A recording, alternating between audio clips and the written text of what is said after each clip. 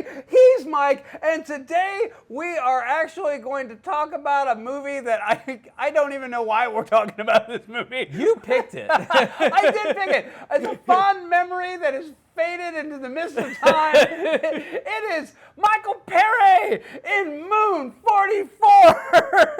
But you're an ex-fighter pilot. You some kind of tough guy? Maybe. Shut up! One man's courage triumphs over savagery and greed. In the outer zone, you need a friend. Bandits approaching quickly.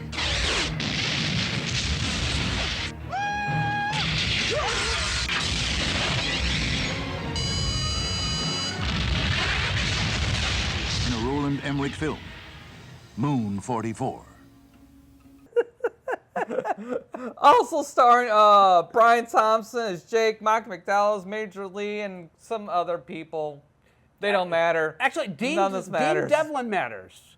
Dean Devlin matters. Why does he matter? Because after this, Dean Devlin and Roland Emmerich became a duo that put out a bunch of movies. How many movies did they do? They did Stargate, Independence Day, Universal Soldier, and Godzilla. And so they Only one of those was a good movie. I'm not disagreeing, but they were all hits. And this was the movie that started that upward trajectory. But before we get into all that, tell us all about the plot. The plot. Okay. So there's this, space mining company. They have many moons all over the place that they're mining stuff from. Well, here recently they've been attacked by pirates. They've already captured 51, 47, 46. The only one left up there is Moon-44. And they also have shuttles that have been going missing or stuff like that. And so they used to have a means of defense, but, it was cutting into the profits and stuff, so they cut the budget for defense. Those bastards used to buy their fuel from I us. warned the board before, we can't defend the mining operation if you keep cutting my budget. We already had a working defense system up there, and you canceled it. So to make up for that fact, what they decided to do is we'll get some young teenage kids that are good at navigating that sit behind the control room and kind of, semi-safe. Then we'll hire some convicts that have flying experience, and we'll put them in the fighters. We'll send them out there. You don't have to pay them motherfuckers because they're convicts. You have to pay the other guys because they're cheap labor, so I'm sure they're paying them something, but it ain't much. They're under contract. Yeah. So yeah. So, but anyways, to find out why shit keeps missing, they get Michael Paré, Stone, as they call him, send him out there to investigate. We want you to go up and investigate. What's the catch? Catch? There's no catch. And so you mix convicts and young teenage boys in an unsupervised environment. Shenanigans will ensue. You some kind of tough guy? Maybe. Shut up! Man's got balls. I've got to get a lock on him. You know what happened? These guys started it. Right. You finished it?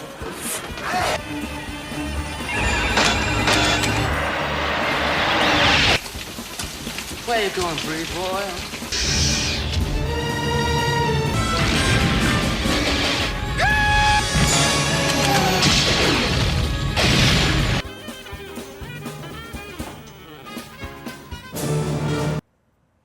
Yeah.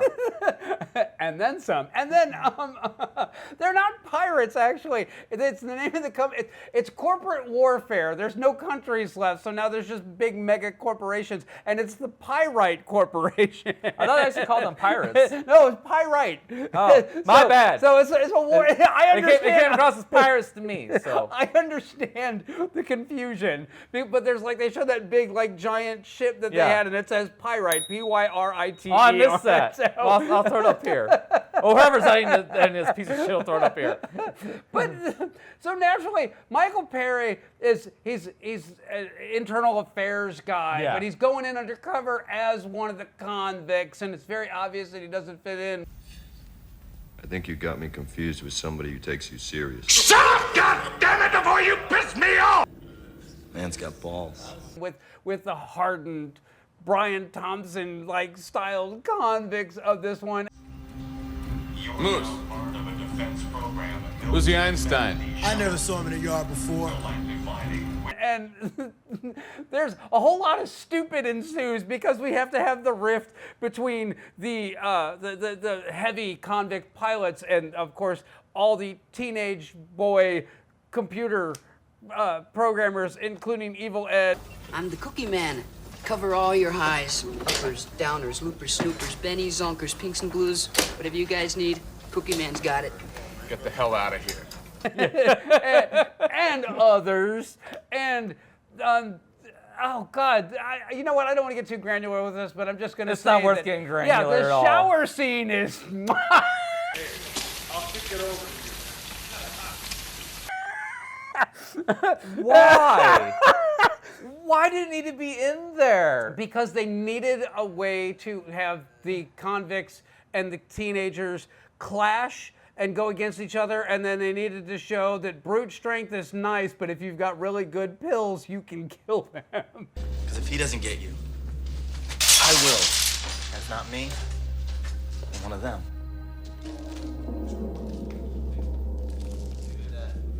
And then we had to get a way for them to work together as a team. And then the Pyrite Corporation came in and they were going to steal all the shuttles and take Moon-44 because they already took Moon-51 and Moon-47. Not making this shit up. but Malcolm McDowell, crooked son of a bitch that he is, has already started sending the shuttles off-world. And it turns out that he's actually been bought by the Pyrite Corporation and he just has the shuttles off planet, but there's no way for the convicts and the teenagers to escape, so they have to defend Moon-44, and a big stupid battle ensues. Firing!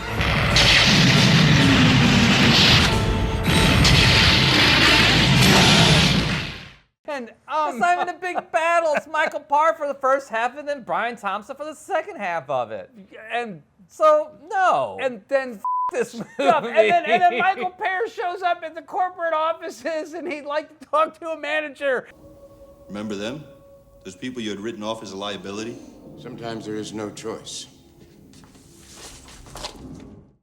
And he proves everything is terrible, and then the kids get out of their contract, and Brian Thompson is dead, and the end. It's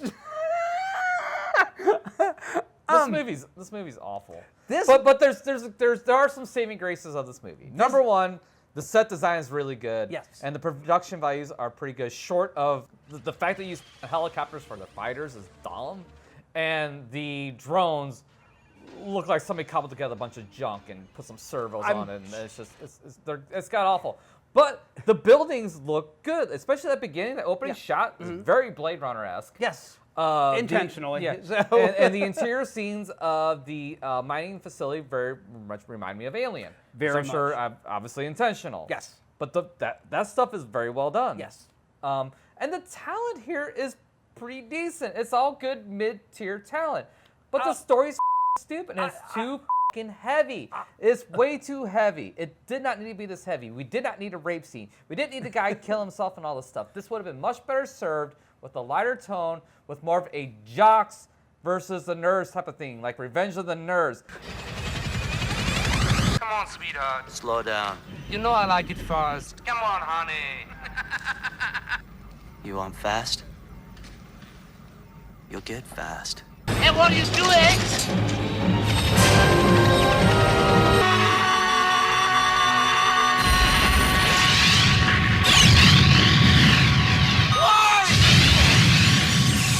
Something much lighter. The story's too stupid to be taken seriously. Is the problem with this movie. You just can't, not with this premise. It's too dumb. I'm gonna say that I agree with everything that you have said. I think you got me confused with somebody who takes you serious. Production, but the one thing that I'm gonna disagree with you on, Michael Paré is awful. How you like that? I don't. Yes, I never said he was good. As a matter of fact, he's discount Sylvester Stallone. I arrest him and lock him up, but your kind of prison system just makes him worse. He looks the part. He looks like he should be playing the hero in a film, but he cannot act at all. He cannot deliver a single line convincingly. No. it easy. It was a near miss. That was a near hit. If they had taken Brian Thompson and put him in the hero role, this would have been a better movie because Brian Thompson can act. I can hold him off. Carl, you get everybody out of here. It was a surprise. He was a surprise thing in this movie. Yes. He actually has real emotion and can emote. And it's like, why do I have more feelings for the convict guy than I do for our supposed hero? Exactly. Didn't make any sense. And it also made me want to, poor Brian Thompson is an undiscovered talent. Why didn't he do more than play villainous roles? I mean, honestly, he looks like a villain. He's a terrifying looking motherfucker. I blame Cobra.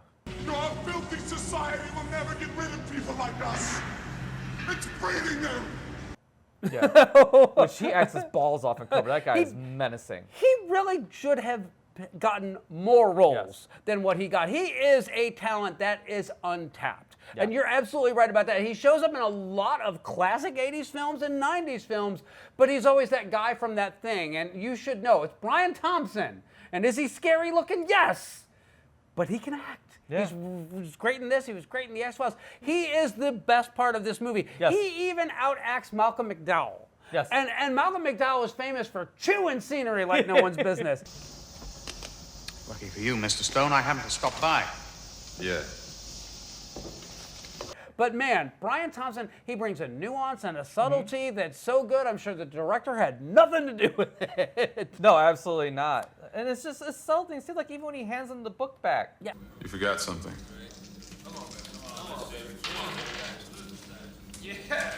Keep it. Read it. I already did. Brian Thompson. Yeah, I was going to say, Evil does a really good job with his role because you know what? He's there, he's stuck, he knows it, but he's really good at what he does, but he sells recreational chemicals to his bunkies. and surprisingly, Brian Thompson's character has nuance to him in that you can tell he's a big guy. Okay, great. So naturally everybody assumes that he's a big idiot and a meathead. He's not. He's actually, he's you know, sympathetic and well-read, but he's got a blend because he's surrounded by prisoners. But he does actually try to do the right thing, and it doesn't pan out for him. And even at the end, he's like, no fighting. He's the one that actually squashes all this shit with the convicts and the teenagers. And he's the one that's like, you know what, some crooked shit happened here, and now that everything's been exposed, I'm going to stay, you go. Yeah. I'm going to hold them off by myself. Okay, Cookie Man, you little dirt bag, let's get this show on the road. Let's you and me party. It's odd that he's not given more screen time, given that he is actually the hero of the film. So Evil Ed's death was actually really effectively done. When the building gets hit and the explosion happens and the big giant metal piece goes right through him and he's still trying to talk his pilot through as a navigator, that was interesting. Yes, I'm here. There's good stuff here. There is really solid ingredients. There's phenomenal production design. And I have notes. Okay. I always have notes now. But this was a 7 million Deutschmark film, which 15 million in American dollars, which is actually a decent sized budget, but for a sci-fi film, it's a super tiny budget. Yeah, it is. Yeah. But this was released in theaters in West Germany, and it was supposed to be released in theaters here in the U.S., but when they saw it, they were like, no. I think you got me confused with somebody who takes you serious. So they just released it to the home video market. Now, it quickly got noticed as a cut above a lot of the other direct-to-video sci-fi stuff of that age, and it's because of its performance, which I could not find any numbers on. But if you are Roland Emmerich and you go from this to then getting to follow it up with Universal Soldier and have Dolph Lundgren and Jean-Claude Van Damme in your next film and a bigger budget to boot, you did something right. You impressed somebody out there. But Stargate is for me is his standout movie because Stargate is fun to watch. Now granted, I haven't watched it in probably about 20 years, but I remember it being fairly decent movie. I don't know if it holds up now, It does hold up. It's a smarter movie than this. His writing got better, and I'm going to say that as much as weird as this is going to sound, I have to credit Dean Devlin because he actually was the one that... Roland Emmerich loves science fiction. He loves all that kind of stuff, but Dean Devlin actually got all the tropes that became Dean Devlin, Roland Emmerich things. I'm going to have to credit to Dean Devlin just for the simple fact that they're repeating and they're understandable and they're actually relatable. But Joel Goldsmith is who did the soundtrack for this. And the soundtrack, again, cut above a lot of your direct-to-video stuff. It wasn't some fool on a Casio keyboard. It was an orchestral score on this. But Joel Goldsmith is the third child of Jerry Goldsmith. And Jerry Goldsmith famously did the Star Trek theme, the original one. He did a ton of movie themes, including one of my favorite soundtracks, which is The 13th Warrior. There's a bunch of nods to Blade Runner in this. The corporate offices were actually filmed in the Nod House, which if you recognize that brick pattern that's in the corporate headquarters of whatever corporation this one is, it's actually the exact same one that was used in Deckard's apartment. But they made a set for Deckard's apartment. They just used that stone pattern on it. It's an interesting idea. Its visuals are miniature work-wise. The miniatures are spectacularly well done, but that doesn't mean that they're always photographed optimally. And this film suffers from something that a lot of 80s and 90s films did, which is they reuse the same shot over and over. This was released on a Blu-ray in Germany. There is no U.S. release of this. We had a VHS tape and a DVD, and that's it. And I'm just going to say that this is ripe for a remake. You could take this idea, you could take this concept, this story, and you could do something interesting with it. And it's not going to be a franchise film because I think everybody's pretty tired of Star Trek and Star Wars, and that you could do something that's okay, it's a remake, but at least it's an interesting property that could be improved upon. So this didn't leave enough impression on me to want to remake anything about it. I'm going to be honest with you on that one. Where did you discover this movie? Actually, at Blockbusters? Blockbuster, the video store, yes. Went up. It's one of those nights you go up and you're looking for a good movie, and you're like, shit, we got here too late. All the good ones are gone. Let's see what else is here. And you go digging for it, and Moon-44. Hey, that's that's Eddie from Eddie and the Cruisers. I kept waiting for the dark side to start blaring through his headphones while he was flying his plane. This is like zapped in for you. You remember it more fondly than what it actually is. You know what? That's exactly right. But I'm going to say that if I had to watch one of these movies again, Zapped or Moon-44, it would be Moon-44 with no hesitation. I'm going to disagree with you. I'm going Zapped. Because after the rape scene and the kid hanging himself, I had to take a break. I was like, this is unnecessary. This. And then I finished it the next day. And that's when I got to discover Brian Thompson's performance. So I'm going to say, is it a good movie? No. But is it a competent movie? I'm going to tell you this. If you are into film history and you want to kind of see like directors in their early phases and where a lot of their tropes come from, you should start here, because if you watch this and then you go and you watch Independence Day, you're going to see a lot of repeated ideas, even bits of repeated dialogue and the kind of clashes that you have between characters. You think you're pretty tough, huh? Well, we'll see how tough you are. Wait till the end of the week. If you're still alive. I still hold to what I said earlier. This is way too dark and too heavy for the material that's here. So I'm gonna say, if I was rewriting this, I would scrap almost everything about this. First off, with Michael Paré, I'd bring Brian Thompson back, and he would take Malcolm McDowell's role, and he could be the guy that's crooked, because at least he's not going to come off as immediate like, yeah, Malcolm McDowell's up to some crooked shit. He must have been the one who broke into my safe. I'll take that. It's evidence. I'm sorry, but I can't give you this. The minute you see him on screen, you know that he's the bad. You know, so. I don't know if did Roland Emmerich direct Michael Paré or whatever his name is to sound like Sylvester Stallone? He was the hijacker. I caught him red-handed. Doesn't surprise me.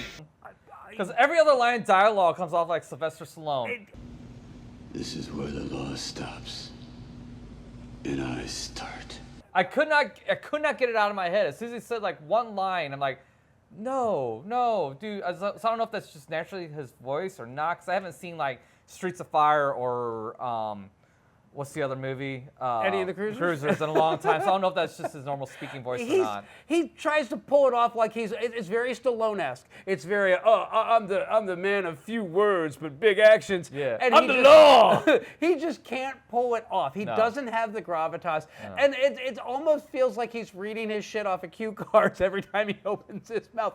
And it's funny because he does these scenes and then you see like the other actors and they're like really giving it his all and his reaction is always like vanilla. So, yeah, it's like way too stoic. Yeah. Wait. Well, he is stone. Yeah. Well, yeah. Boring. Boring is the word you're looking for. He does more damage to this film than any of the other sins of this film. Agreed. If a better, stronger lead would have made this an infinitely more entertaining, more watchable film. There's good stuff here, but it just it needed somebody else to star in it. Yeah. So. Anything else? No, I've been through my notes. I'm beautiful. I'm so good. We'll see you guys the next time.